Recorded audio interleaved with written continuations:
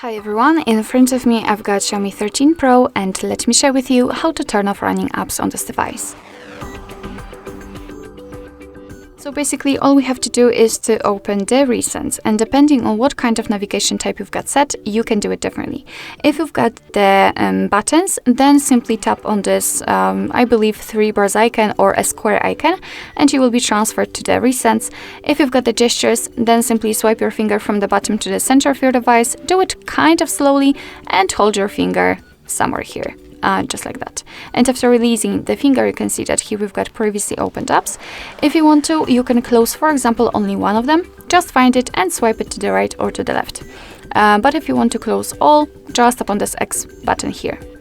We just got back to the homepage, so we can of course enter the recents to check. And here we've got no recent items, which simply means that we just successfully closed all background apps.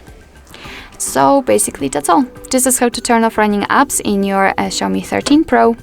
Thank you so much for watching. I hope that this video was helpful, and if it was, please hit the subscribe button and leave the thumbs up.